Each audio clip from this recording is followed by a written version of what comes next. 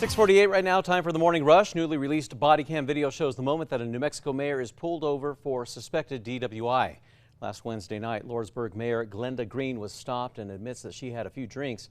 Lordsburg police officers on scene decided to call in the state police to administer the field sobriety tests. NMSP let Green off easy and a friend drove her home. Authorities are now investigating how Florida Governor Ron DeSantis' administration was able to fly 36 illegal immigrants from New Mexico to California's capital. The group was picked up in El Paso and then taken here to New Mexico. That's where they boarded the charter flights from the Deming Municipal Airport. New Mexico Attorney General Raul Torres says that his office is now working with the California Department of Justice to determine if there's been any violation of state law. One of the co-defendants of the man accused of shooting into elected officials' homes will be staying behind bars for now. Salomon Peña allegedly organized the shootings of several elected officials' homes. That's with the alleged help of Jose Trujillo and his father Demetrio. Jose Trujillo was formally indicted on 11 different charges. Now, if convicted, Trujillo could face life in prison. Erica. And here's a look at our school day forecast. Temperatures are mild this morning, no issues as you are stepping out the door, and 85 this afternoon with more clouds. Just a warm one, but no weather issues for the afternoon either. APS board members are weighing a proposal that could stop some students from enrolling in school if they are expelled. Board members say that it was born out of safety concerns for other APS students, but others say that the bigger issue is students dealing with mental health issues. The district will work on a report to see what groups are being suspended or expelled before presenting to the entire school board. Well, the U.S. Postal Service is now giving dog owners tips on how to keep postal carriers safe while delivering the mail. According to stats released by the Postal Service, Albuquerque ranks 22nd with 14 attacks last year, although it's down from 20 in 2021. Postal carriers suggest that owners see who's at the door before opening it if possible, and children to not take mail directly from a mail carrier. That's as the dog may view them as a threat to the child.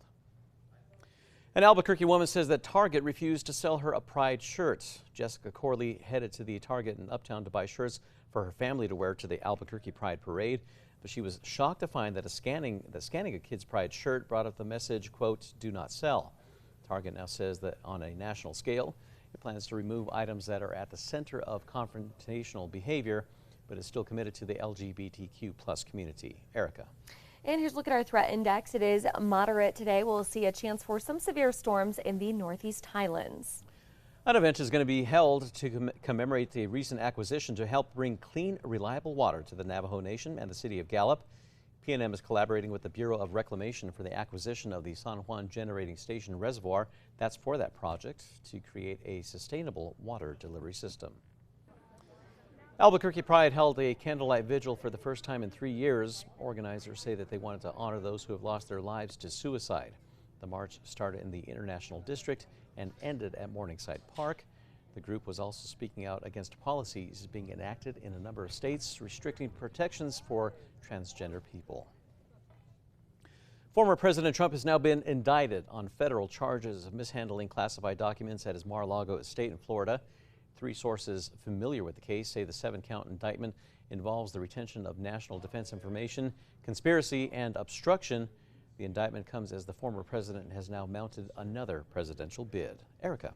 Here's a look at traffic. The maps are clear. No accidents or slowdowns to report at this time. And here's a check on Tracker heading south on I-25 near Lead and Coal. Everything is still moving at speed. Well, deputies in Tennessee rescue a little kitten outside of a courthouse. Montgomery County Sheriff's Office shared a video of the rescue on Facebook. The small kitten was trapped in a drainage area that was near the courthouse steps. The little cat, called Miss Jalapeno, was taken and adopted by one of the ladies from the courthouse. Time now for the 5 facts. At number 5, a local attraction known for its over-the-top visuals is now helping people with sensory issues enjoy its many exhibits. Meow Wolf announced all locations are now certified autism centers. In addition to completing a company-wide accreditation process, the company has implemented several measures to ensure an accessible experience. At number 4, a heads up for drivers in Santa Fe. Starting on Monday, road construction is planned to start on I-25 in both directions. That is from south of Cerrillos Road to south of El Dorado. NMDOT is expecting the project to last 20 working days. The workers will be out from 7 a.m. until 6 p.m. 6 days a week as the weather permits. That project will include new pavement and striping on the 13-mile stretch. And at number 3, it's going to be a quiet weekend. We're going to see temperatures in the mid to upper 80s, some sunnier skies tomorrow, and breezier winds on Sunday. And number 2, APD now says that they were able to use a man's Snapchat account to connect him to a deadly shooting, among other crimes. On June the 1st, after receiving several videos from witnesses about a deadly shooting at a Westside park, APD determined that Jorge Luevano was in the area based on his Snapchat messages. Police say the messages revealed Adrian Porras was going to meet him, Luevano, to sell him marijuana. Again, Luevano's Snapchat showed that he was in the area at the time. Police also believe that Luevano was connected to an armed robbery at that same night. He is now charged in Porras' death, but has not been charged with the other crimes. And at number 1, APS board members are weighing a proposal that could stop some students from enrolling in school if they're expelled. The policy would also apply to students expelled from private schools around New Mexico and students in other states looking to transfer into the district.